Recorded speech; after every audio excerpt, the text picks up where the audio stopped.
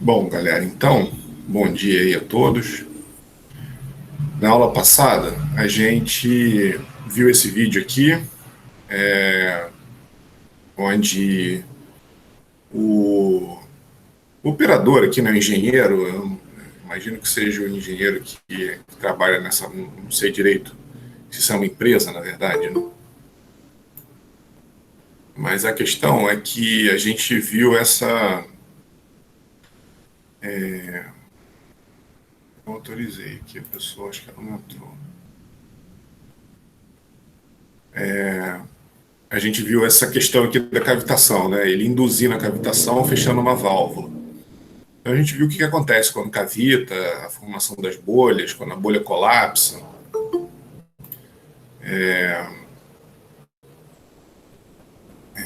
Tinha aqui uma bomba com impelidor transparente, né? Então a gente viu. Aqui esse vídeo é interessante, tem um monte de coisa, uma bomba instrumentada e tudo mais. Tem um medidor de pressão, medidor de vazão, então esse sistema aqui é bem interessante por uma série de motivos. Né? E aí a gente terminou a aula justamente. Deixa eu puxar. Não. A gente terminou a aula justamente aqui, né? Na hora que a gente vai analisar quantitativamente a questão da cavitação, para a gente calcular, né? Para a gente saber qual a condição que a gente evita, qual a condição que a gente tem que fazer ou executar a instalação e o que não fazer também, né? Para que a bomba não cavite, ou que não haja cavitação, que não se formem as a pressão não atinja a pressão suficiente, ou a energia, né? Porque a gente vai ver que não depende só da pressão, depende da velocidade também. Que o fluido tem energia suficiente para não cavitar. Então, a gente precisa garantir que a pressão na entrada da bomba seja maior que a pressão de vapor naquela temperatura, né? Então, cada para cada temperatura, o fluido tem uma pressão de vapor equivalente, certo? Então, para aquela temperatura, a gente precisa que a pressão não esteja abaixo dessa pressão de vapor. Na verdade, aqui seria até mais, né? Aqui seria energia, porque a gente vai ver que não é só a pressão aqui embaixo. Vamos ver aqui para vocês entenderem isso. Ó. Vamos aplicar a equação da energia entre A e 1, onde A é a superfície livre aqui do reservatório. Aqui, ó. Tá? A está aqui na superfície livre do reservatório, que a bomba está puxando água, né?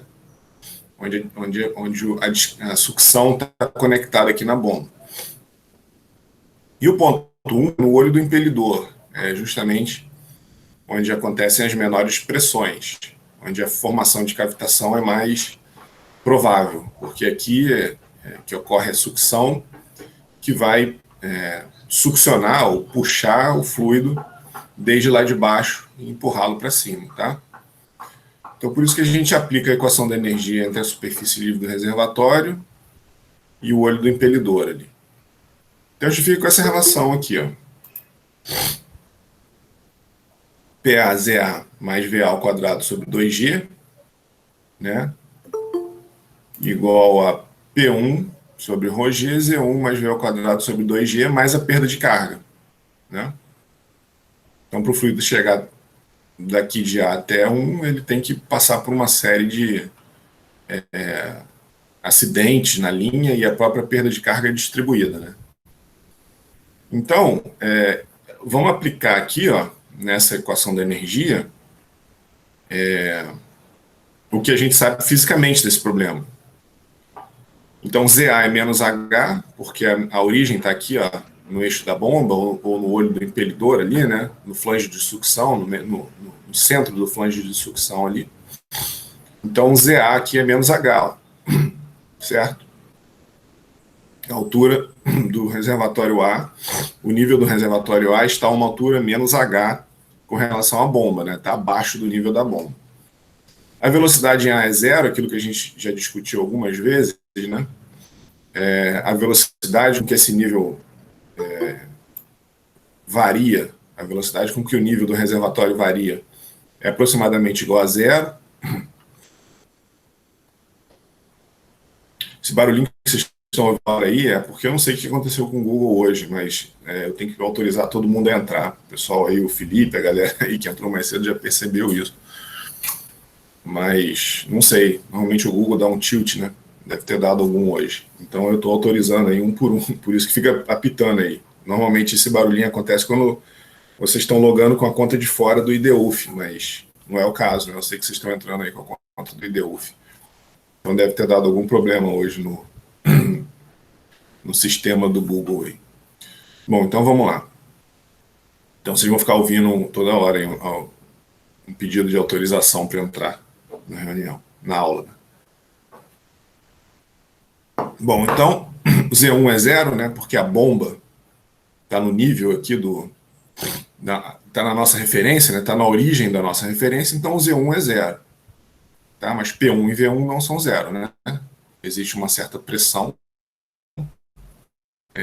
no olho do impelidor, na entrada aqui da bomba, e o fluido está escoando na tubulação com uma certa velocidade que não é desprezível, né? A velocidade aqui é desprezível porque a referência está no nível da superfície livre. Bom, então substituindo aqui, né? Então a gente elimina o ZA, fica P1 sobre ρg, mais V1 ao quadrado sobre 2G. E do lado direito, na verdade, assim, ele pegou tudo que estava em 1, manteve desse lado, jogou a perda de carga para o lado esquerdo, a gente vai ver por quê depois, né? Por que ele isolou esse termo aqui. Mas ele jogou para o lado esquerdo, né? A perda de carga, ficou menos H, e o ZA aqui já era menos H mesmo, né? Por causa do desnível, tá? E essas pressões, tomem cuidado, tá? Elas têm que ser absolutas. Porque a gente vai ver que a gente vai comparar com a pressão de vapor, e normalmente nas tabelas termodinâmicas a pressão de vapor é absoluta, tá? Porque, por exemplo, a pressão de vapor, a gente até viu isso aqui atrás, né? Deixa eu sair fora aqui. A gente até viu aqui atrás uma tabela de pressão de vapor, né? Uma curva de pressão de vapor, ó, que, por exemplo, para temperaturas ambientes, né, 20 graus, aqui, ó, a pressão de vapor é bem baixinho, né? É 5 kPa, coisa assim, absoluto, tá? Então, normalmente é dado em pressão absoluta essas pressões que a gente vai estudar ali, tá? Beleza, onde eu estava? Aqui. Tá? Então, a gente fica com PA e P1 absolutas, tá? Bom, então, o que a gente tem, ó? P1 menos P1 sobre ρg, depois eu vou dizer por que eu pintei de vermelho aqui, ó. Mas esse é o resultado da equação da energia entre a superfície livre do reservatório e o olho do impelidor, tá? Certo? Repetir ela aqui, ó. Repetir porque eu vou precisar dela nesse slide, tá? Aí só para ela voltar ali, não ter que ficar voltando no slide. Então, para que não ocorra cavitação, os termos de energia na entrada tem que ser maior do que a pressão de vapor sobre ρg. Então aqui, deixa eu até mudar isso daqui, ó, porque não é pressão, é energia. É energia na entrada, tá? Não é simplesmente a pressão, porque existe um outro termo, além da pressão, aqui ser maior que a pressão de vapor, mas ele também está carregado, né, ou está animado, como o pessoal costuma dizer, de uma energia cinética também. Então não tem que comparar simplesmente com a pressão, né? Como ele está escoando, a gente tem que, se o fluido está parado, e aí você começa a reduzir a pressão do fluido, no momento que ele chega que a pressão chega na pressão de vapor, naquela temperatura, ele entra em ebulição, né? Você consegue ter mudança de fase, você consegue fazer a água líquida passar de fase de líquido para vapor a 30 graus, desde que você reduza a pressão. Vocês sabem isso lá da termodinâmica, né? Tá? Então, aqui, ó, como ele tem uma energia cinética, esse termo tem que entrar no meio, tem que entrar também na nossa conta, né? Esse termo de energia cinética, tá? Então, a energia que ele tem na entrada aqui, né, no olho do impelidor, tem que estar acima da pressão de vapor, para que não ocorra cavitação, que é tudo aquilo que a gente viu aula passada, né? Esse medido aqui ficou jogado. Deixa eu tirar ele. Na verdade, eu acho que eu dei um Ctrl+C, Ctrl+V aí, ele parou ali em cima. Certo? Então, o que a gente faz? Ó? A gente define a altura positiva líquida de sucção, NPSH, como a energia, o que a gente chama de energia disponível pelo fluido. Se esse cara aqui tem que ser maior, né, se esse termo de energia na entrada tem que ser maior que a pressão de vapor, no momento que eu faço a diferença dos dois, eu tenho quanto de energia que o fluido tem acima da energia que ele cavita. Certo? Entenderam? Eu joguei esse termo aqui para o lado esquerdo, aqui, ó. Então, em vez de eu ter esse termo maior do que esse termo para energia, para não haver cavitação, tá? Eu joguei esse cara para cá. Então, eu tenho um excesso de energia onde o fluido não cavita. Na hora que esses dois termos são iguais, o fluido vai cavitar. Tá? Seria equivalente a dizer que o lado esquerdo é igual ao lado direito. Ou se eu fizer a diferença, isso vai dar zero. Então, por isso que eu estou fazendo a diferença aqui. Ó. O que é o NPSH disponível? O NPSH é justamente a energia que o fluido tem, que o escoamento tem, vamos dizer assim, né? Acima do ponto no qual ele cavita. Tá? Então, estou fazendo a diferença aqui, tá vendo? Tá? Peguei esse termo, joguei para a esquerda e fiz a diferença, certo? Beleza? Então, o NPSH, ele vem de uma sigla em inglês que se chama Net Positive Suction Head, ou em português, altura positiva líquida de sucção. Enfim, não sei de onde que veio essa nomenclatura, mas ela é usada, inclusive se vocês olharem nos catálogos de bombas do Brasil, da Dancor, da Schneider, né, dos catálogos dos fabricantes que vendem aqui no Brasil, a curva da bomba tem lá o valor de NPSH, está escrito NPSH lá. Tá? O termo que está no catálogo ou na tabela, ele é NPSH, e é a altura positiva líquida de sucção, e isso representa a energia que o fluido tem disponível para não cavitar. Tá? Na verdade, desculpa, isso daqui não é catalogado, a gente vai ver mais para frente. Isso daqui é uma característica, claro, né? É uma característica do escoamento, não é uma característica da bomba. Depois a gente vai ver o NPSH requerido, que é o que a bomba requer para não cavitar. Isso daqui é o que o fluido tem, depois a gente vai ver o quanto que a bomba pede, tá? Certo? E comparar os dois. Então, mas de qualquer forma, no catálogo da bomba está escrito NPSH como a energia que a bomba precisa ter para não cavitar. Tá? Aqui, essa continha aqui, ó, esse NPSH disponível, ele está dando quanto de energia que o fluido tem acima do momento que ele vai cavitar. Tá? Beleza? Isso daqui a gente obtém o NPSH se você tiver um medidor de pressão e vazão na entrada da bomba. Né? Vazão pode ser em qualquer ponto aqui do circuito, mas de pressão aqui em 1, certo? Se você medir a pressão em 1 e souber a vazão, a gente consegue determinar o NPSH medindo, tá? Beleza? Só que se a gente não medir, a gente consegue calcular também, tá? Se a gente, por exemplo, antes de instalar a bomba, não tem como medir, né? Certo? Então, a gente simplesmente vem aqui, ó. Por isso que eu pintei de vermelho aqui, tá? Porque se eu medir P1 sobre ρg, V1 ao quadrado sobre 2G, é igual a esse termo aqui que a gente pode calcular, né? Então, substituindo aqui, ó, tá? Então, PA menos PV, ou seja, a pressão em A pode ser atmosférica, né? Absoluta, ó, então eu estou sempre enfatizando isso aqui, cuidado, tá? Sempre pressão absoluta, PA menos PV, né? Agora é a pressão no reservatório menos PV sobre ρg, menos a perda de carga, né? Em todo o processo, até aqui toda a tubulação de sucção, menos o H, que é o desnível ali. Tá? Então, o NPSH, né, disponível, é energia de segurança contra a cavitação. Tá? É o que o fluido tem de energia acima do ponto que ele cavita, certo? Tranquilo, né? Nenhuma. Deixar aqui um minutinho, pra vocês darem uma refletida aí, dar uma olhada, ver se pinta alguma dúvida aí. Mas não tem nenhum mistério aqui, na verdade.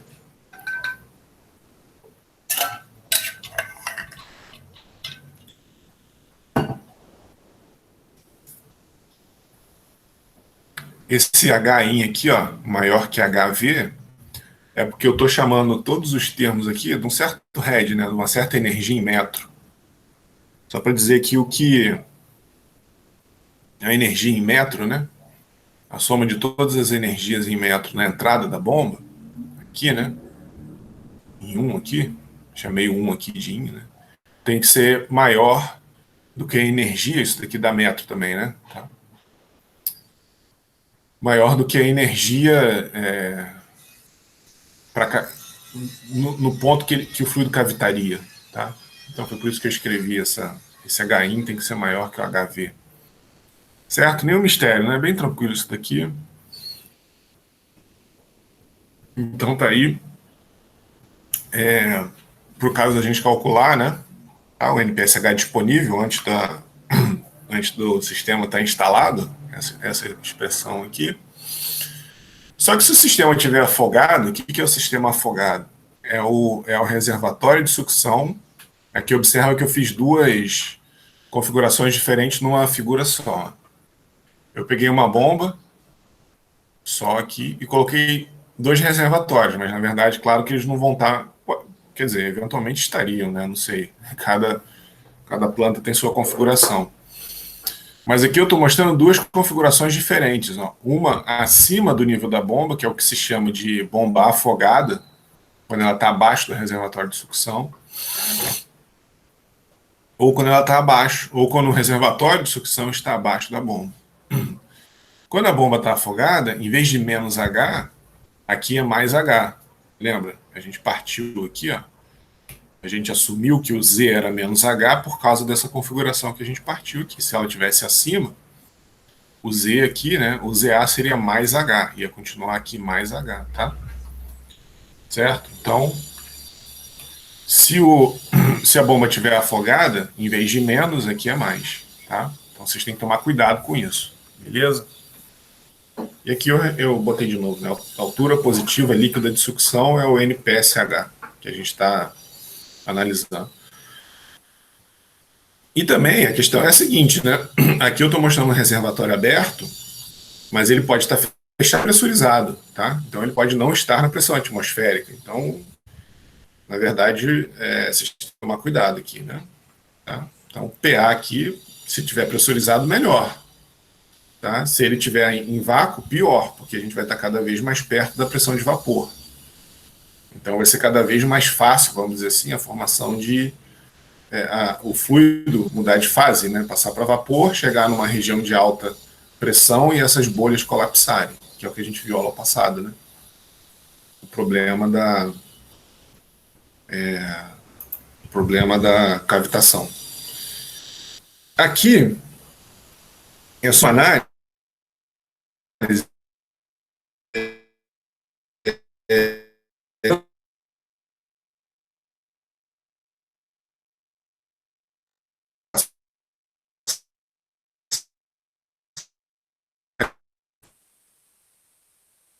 Voltei.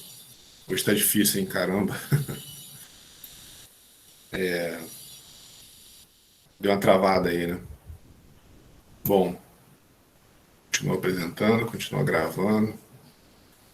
Certo? Então, eu tinha falado aqui, né, que para bomba afogada, a gente tem que tomar cuidado aqui, que em vez de menos H, a gente tem que colocar aqui o mais H. E aqui o que a gente pode analisar é como que o NPSH ele se comporta perante os termos que aparecem aqui que influenciam na quantidade de energia que o fluido tem para não cavitar. Tá? É isso que a gente está fazendo aqui nesse momento, nesse slide. Então, o que a gente faz aqui? Ó?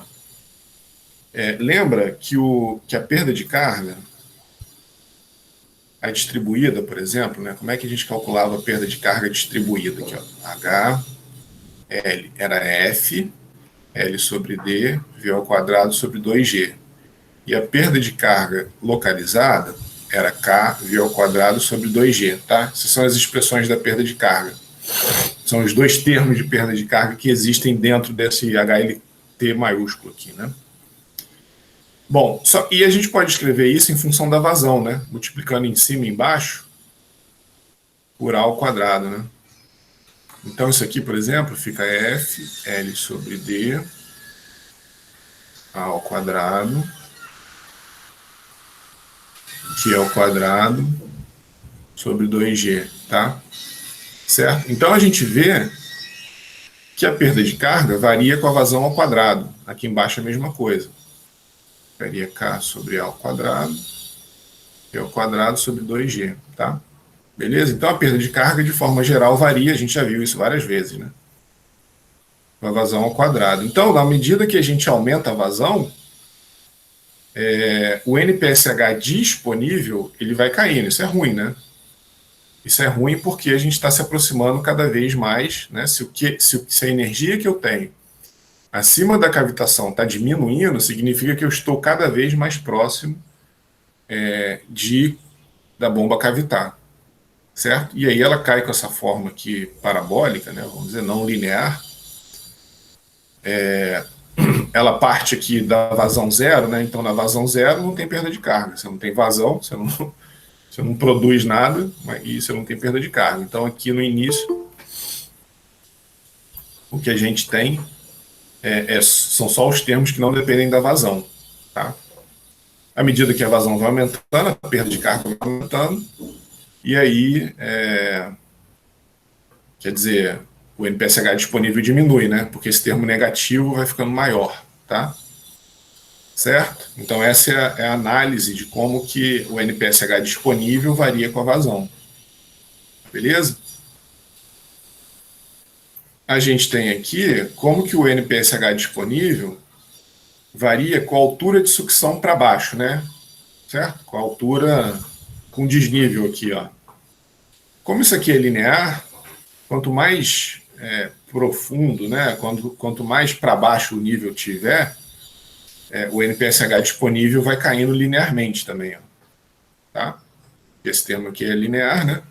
Se eu dobrar a profundidade, eu diminuo pela metade o NPSH disponível, tá? Certo?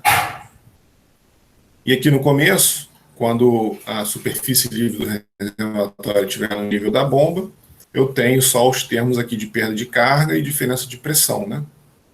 Tá? E aí ele vai diminuindo à medida que o desnível vai aumentando, né? À medida que ele vai ficando mais, o nível vai caindo, né?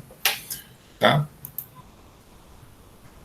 E aí o último termo, né? Então a gente analisou esse e esse. A perda de carga era não linear, o desnível era linear. E o PA aqui, né? À medida que você aquece o líquido, lembra? A curva de pressão de vapor contra a temperatura. À medida que você vai aquecendo o líquido, ó, a gente vai ficando cada vez mais perto da pressão atmosférica, né? Então, quanto mais quente o líquido, o PA aqui vai ficando mais perto do PV, tá?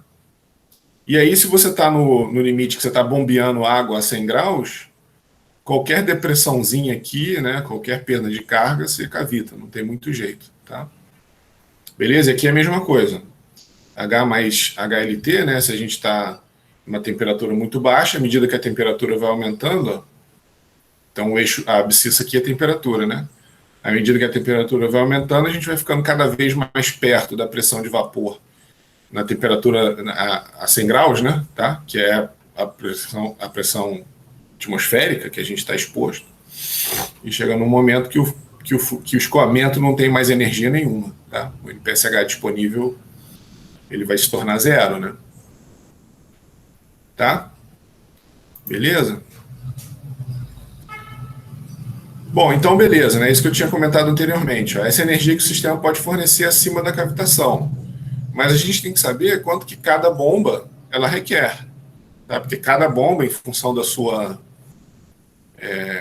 constituição, vai ter uma necessidade diferente para não cavitar, para que ela não cavite. Tá? Então, na verdade, isso não é muito simples de obter. Normalmente a gente obtém isso das tabelas, né? Não é simples de obter, vamos dizer assim, numericamente, né? Tem uma série de fatores que influenciam o NPSH requerido, né? Então isso daqui é uma tentativa de se obter o NPSH requerido pela bomba analiticamente, mas o que a gente vai usar aqui no curso, e que se usa, na verdade, é isso daqui, ó. O fabricante dá esse dado aqui, ó. Então, até agora, a gente viu uma série de curvas de bomba, a gente nunca se ligou, ou nunca reparou nessa parte aqui, né, da curva, tá? Ou nessa curva, né? Eu nunca enfatizei essa outra curva. A gente sempre estava olhando a curva head vazão, né? Então aqui o head, aqui a vazão. Então agora a gente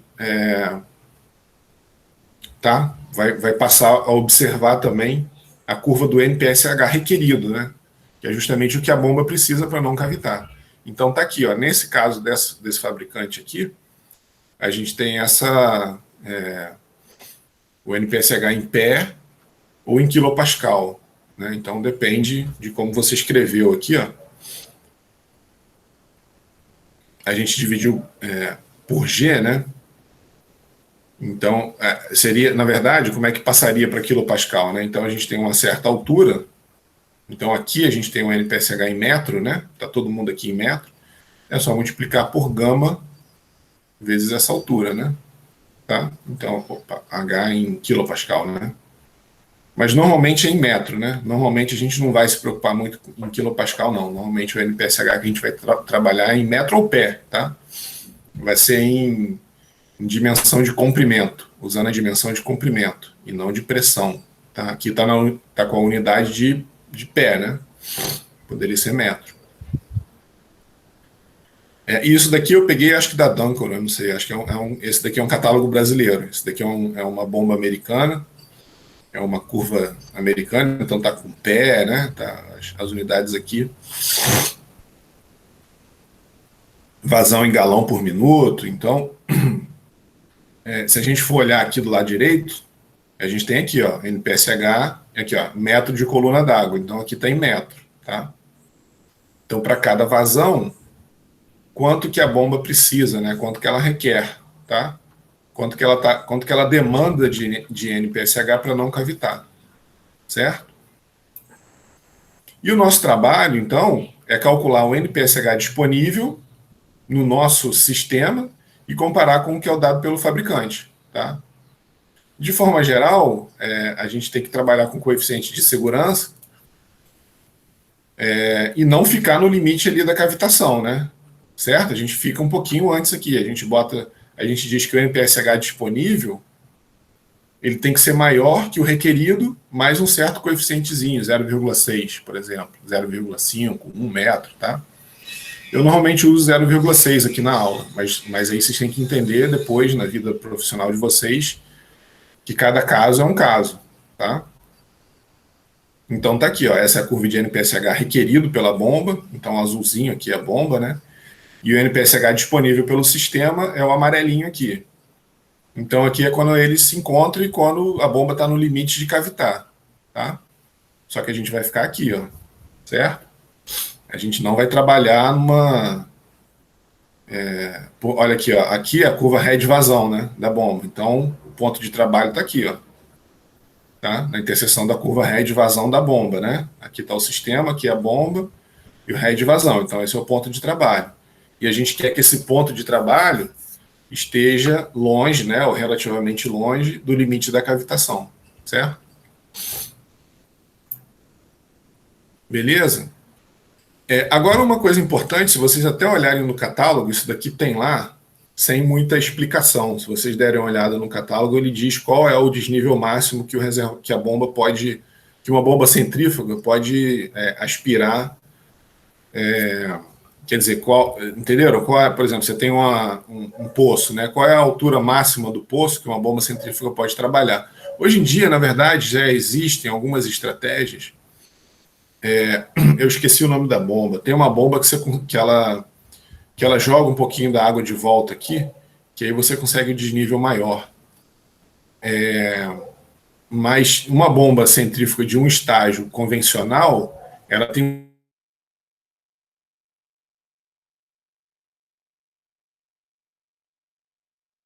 o catálogo está lá e normalmente são 8 metros.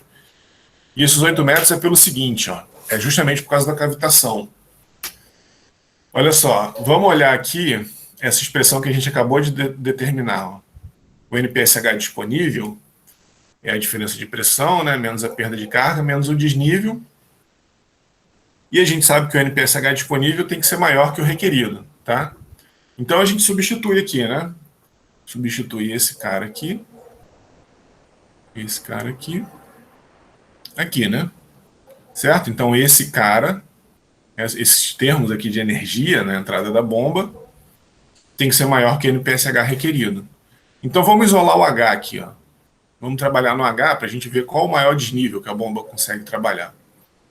Então, ó, o H, se eu passar todo mundo para o lado direito, ó, tem que ser maior que o NPSH requerido. Ou se eu. Sim, depois a gente tem que mudar o sinal, né? A gente pode passar ele para lá, mudar o sinal. Então, o H tem que ser maior que PA menos PV sobre ρg, menos HLT, menos NPSH requerido, entenderam? Eu passei o H para o lado direito, aí ficou menor, né? E aí o NPSH foi para o lado esquerdo aqui, ó. Certo? Então, sim, tá certo, tá certo. O H tem que ser menor, isso, tá certo, é isso mesmo. O H, né, eu passei para o lado direito ali, né? O H tem que ser menor que os termos aqui do lado esquerdo, né? Tá? Certinho. Então, o que eu consigo aqui, ó, quando eu faço essa relação, né? Aí, quer dizer, passei esse cara para lá, né? Então, menor que todo mundo aqui, menos esse cara aqui, ó. Tá? Então, o H máximo, né? Se ele tem que ser menor, o H máximo é PA menos PV sobre ρg, menos perda de carga, mais o NPSH requerido, mais o fator de segurança. Isso daqui é a altura teórica máxima de sucção para o reservatório abaixo da bomba. Se a gente está na pressão atmosférica, aí que vem essa questão do catálogo, né? Se a gente está na pressão atmosférica, por exemplo, 30 graus, digamos que o dia está relativamente quente. Esse termo aqui, ó, PA menos PV, é só ir lá na curva de pressão de vapor da água, que a gente tira a pressão, né? Isso tem lá nos livros de termodinâmica. Então isso daqui vai se tornar 9,6 metros, tá? Então aqui a gente tem 9,6 menos, aí vai ter, né, perda de carga, mais NPSH requerido, mais o fator de segurança. Então o fabricante assume que essa soma aqui é em torno de 1,6. Eu acho que é assim que eles fazem, né? Porque se vocês olharem nas bombas, o H máximo ele é 8 metros, pelo menos no catálogo da Duncor que eu vi, ele diz que o desnível do reservatório não pode estar abaixo, né, se você quiser, né? Ou o H não pode ser maior que 8 metros. Porque aí você começa a ter problema de cavitação, porque ele considera, né, que a 30 ou 20 graus, né, 30 graus é mais crítico, né? Se você botar 20 graus, isso aqui vai dar um número menor, tá? Certo? E aí você tem uma certa folga ali. Na verdade, desculpa, vai dar um número maior, e aí você tem mais folga aqui, ó. Tá? Esse H aqui vai ser maior, né? Certo? Quanto menor a temperatura, menor o PA, né? Desculpa, não, menor o PV, desculpa. Então aqui 101. Então aqui, vamos dizer, a 20 graus, aqui seria 5, né? Certo? Então aqui a gente teria um valor maior, e aí o H máximo seria maior, certo? Quanto mais frio o fluido tiver. Então a gente bota normalmente um valor um pouquinho alto, né? Só para dar uma margem de segurança. Então 30 graus, que aí, sei lá, é só um exemplo aqui, tá? Aí a gente ficou com essa diferença aqui de 9,6 metros, e aí assumindo aqui que o NPSH requerido pela bomba, o fator de segurança e a perda de carga, né, tem aproximadamente 1,6 metros, a gente fica com esses 8 metros aqui, que o fabricante informa normalmente como desnível máximo, tá? Certo? Se a bomba estiver muito funda, vai cavitar, né? Ela vai cavitar por causa das perdas de carga, basicamente pelas perdas de carga, né? E aqui o fator de segurança não varia, né? Tá? Certo? Que aí isso vai se tornar, à medida que ele passa dessa diferença aqui, né? À medida que o H máximo passa dessa diferença, não tem jeito. certo? A bomba cavita, tá? Beleza? Um caso que, assim, de forma geral não cavita, mas que merece atenção, que pode ser que cavite em função da configuração do processo, é quando a bomba está afogada. Se ela está afogada muito perto da sucção, você não tem problema nenhum, porque ela não vai ter energia, né? Ou, na verdade, o fluido vai ter energia suficiente na entrada para não cavitar. Mas vamos dar uma analisada de qualquer forma aqui, da mesma forma que a gente fez anteriormente, ó, só que agora o H é positivo, né? Lembra que aqui era negativo porque ele estava abaixo do nível da bomba. Agora o H é positivo. E aí, fazendo a mesma ideia que a gente fez anteriormente, né? Então, com a mesma raciocínio que a gente fez anteriormente, a gente chega que o H mínimo. Por que H mínimo, né? Porque qual é a altura mínima aqui que evita que a bomba cavite? Dependendo, e aí o que vai depender, né? Da diferença de pressão para perda de carga, o NPSH requerido e o fator de segurança. Então, de novo, ó, se a gente tem a 30 graus, esse termo aqui dá 9,6 metros, né? Esse termo aqui está dando 9,6 metros, se a água tiver a 30 graus.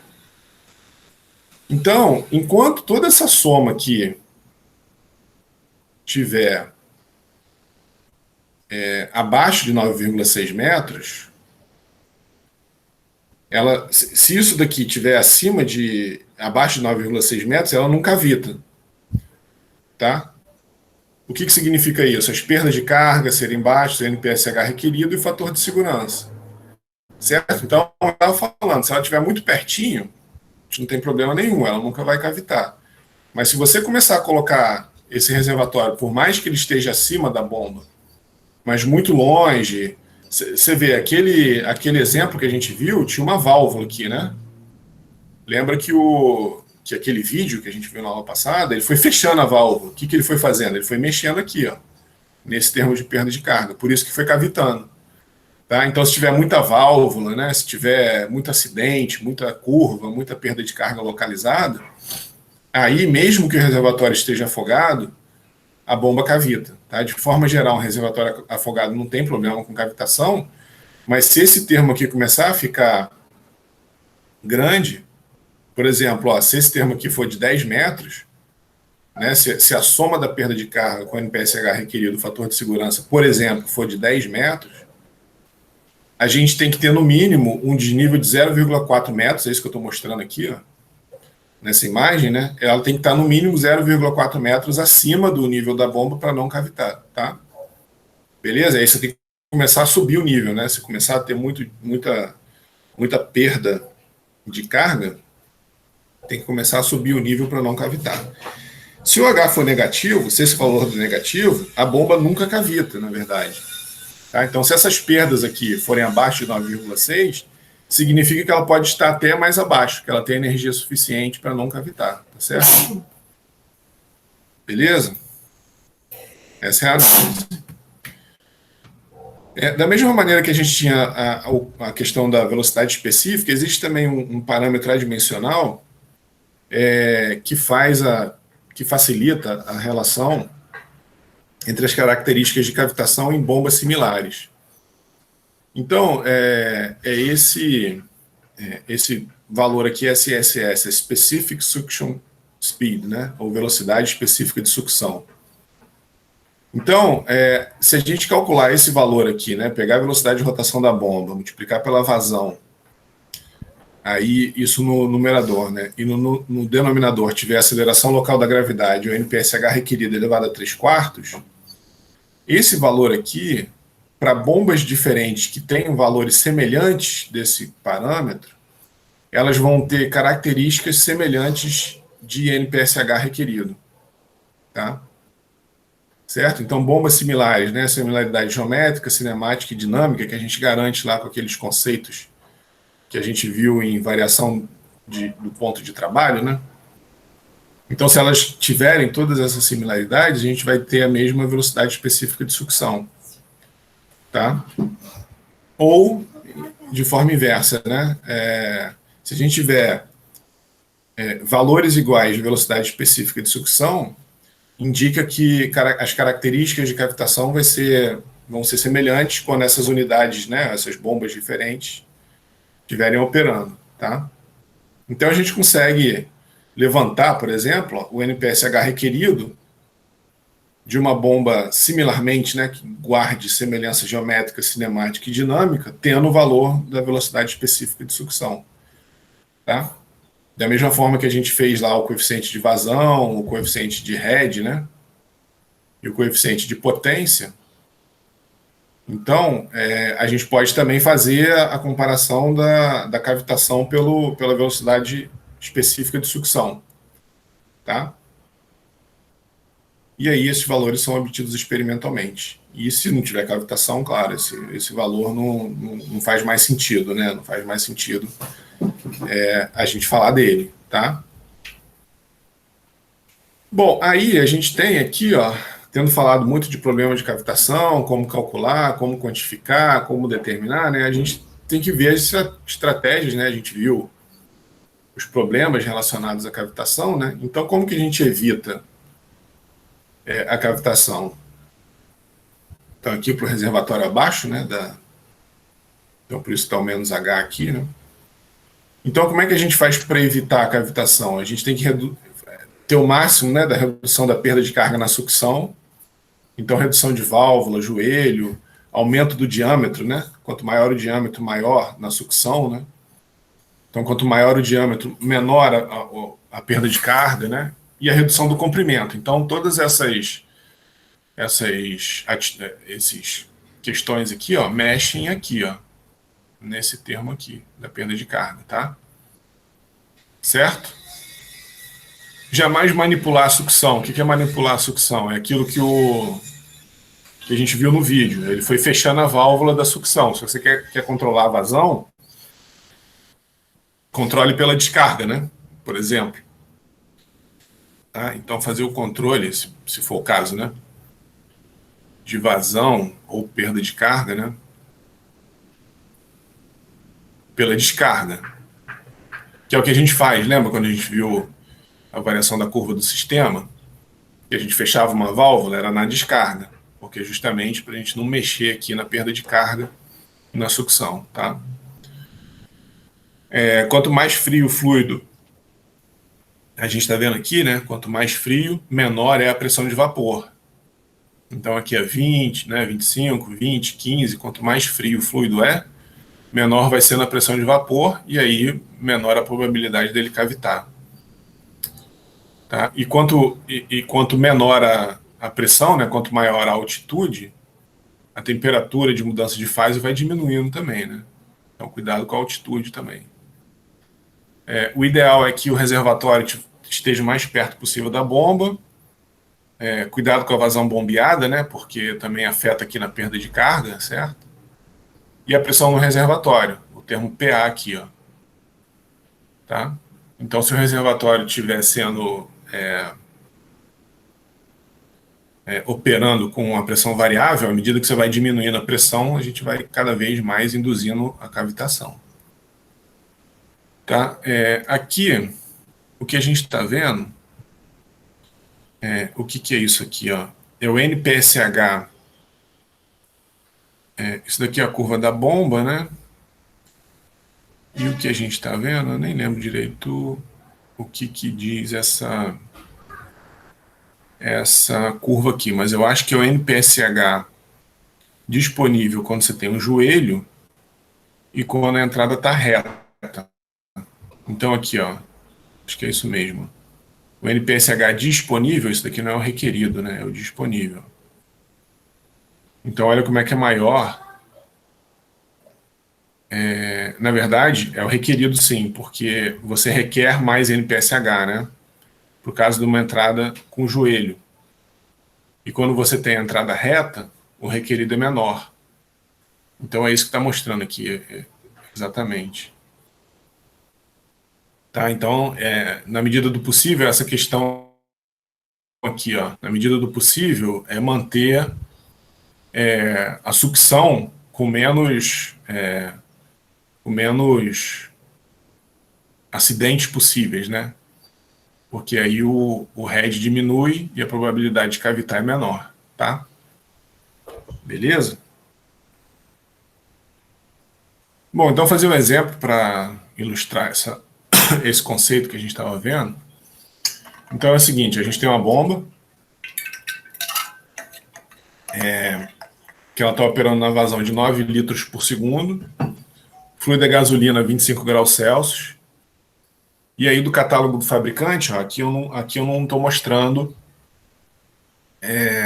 a curva, né? Eu já estou dando direto. Ó, o NPSH requerido para essa vazão é de 1,9 metros. Tá? Então já estou dando aqui no enunciado. Considere um tubo de aço de 100 milímetros de diâmetro com rugosidade de 4,3 vezes 10 a menos 4 metros, que é justamente esse tubo aqui, ó, que está levando gasolina do reservatório até a bomba. Então ele está pedindo o NPSH disponível do sistema, verificando se existe risco de cavitação, e a altura máxima de aspiração. Qual é o máximo que essa bomba pode estar com relação aqui ao nível do reservatório para não cavitar. E aí ele está dando aqui os coeficientes de perda de carga, né? De cada curva 90 graus, ó, aqui tem duas, né? Tem uma curva 90 graus aqui e outra aqui. Opa, e outra aqui. Ó.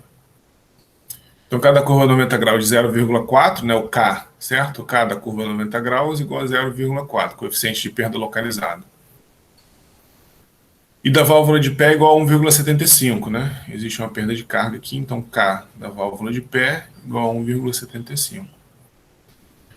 As propriedades da gasolina, né? O peso específico 7.800 newtons por metro cúbico, viscosidade cinemática 6 vezes 10 a menos 6 metros quadrados por segundo.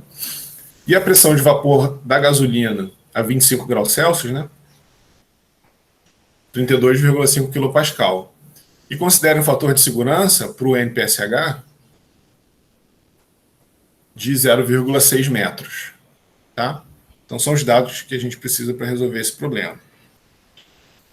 Então vamos lá, o que é o NPSH disponível? Né? A gente acabou de deduzir essa expressão aqui, PA menos PV sobre ρg, o reservatório está abaixo, né? Menos H, menos a perda de carga, menos o fator de segurança. Então pressão atmosférica, que eu considerei 101.330 kPa, ele deu ali a pressão de vapor da gasolina, 32.500 kPa, sobre o peso específico da gasolina, 7.800. Menos 2,6 é o desnível aqui, né?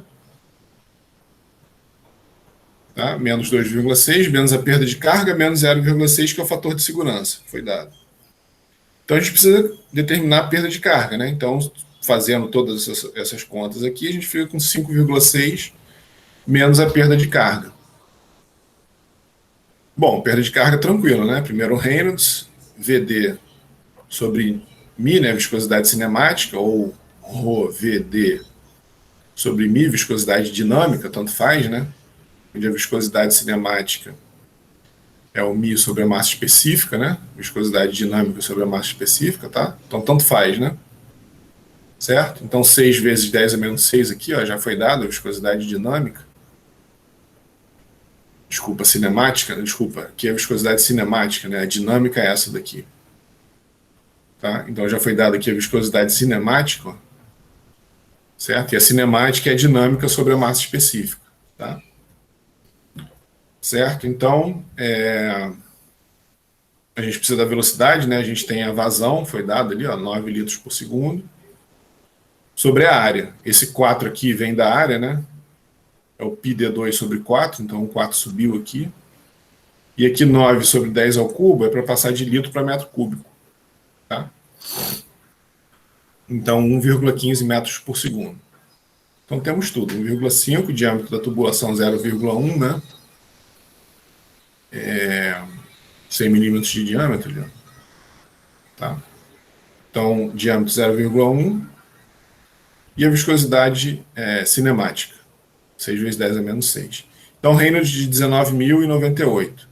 A rugosidade relativa, então a gente tira também de catálogo, né? Então ele deu ali a rugosidade absoluto de 4,3 vezes 10 a menos 4. Então, a rugosidade sobre o diâmetro. Tá? Normalmente a gente poderia tirar isso de catálogo, mas foi dado ali, né? Já foi dado no enunciado. Então, 0,0043. Aí entra lá no diagrama de Moody, né? Então está aqui o Reynolds e o fator de atrito, certo? Aí tira o fator de atrito aqui do diagrama de Moody. Então 0,0336, tá? Beleza? Rugosidade relativa aqui, ó, 0,004. E o Reynolds aqui embaixo, que a gente obteve ali, né? Aproximadamente 1,9 vezes 10 a quarta. Tá? Fica por aqui assim. Certo? Então, fator de atrito de 0,336. Bom, então, o que a gente precisa fazer aqui? Ó? Perda de carga, né? F, L sobre D, V ao quadrado sobre 2G. O F que a gente calculou. Comprimento total de tubo reto, 59,5 e 2,3, está aqui, né? Sobre o diâmetro da tubulação, V ao quadrado sobre 2G, 1,4 metros. E a perda de carga localizada, somatório dos cais, V ao quadrado sobre 2G, né? Então tem 3 joelhos de 90 graus, com perda de carga de 0,4, então, né, 0,4 aqui, 0,4 aqui, 0,4 aqui. E a válvula de pé com perda de carga de 1,75. Tá? Então, 3 vezes 0,4 mais 1,75. Oi, amor. Bom dia. 1,15 ao quadrado sobre 2G. E aí, então, a perda de carga localizada deu 0,2 metros. Então, a perda de carga total, 1,6 metros. Tá? E aí a gente tem tudo que a gente precisa para calcular o PSH disponível. 5,6, que a gente já tinha calculado, né, do desnível, do fator de segurança e da diferença de pressão ali, né, a pressão atmosférica menos a pressão de vapor da gasolina. Então a gente já tinha esse termo aqui, ó, e a gente acabou de calcular esse termo. Então ficamos com 4 metros de NPSH disponível. Ele deu que o requerido, cadê?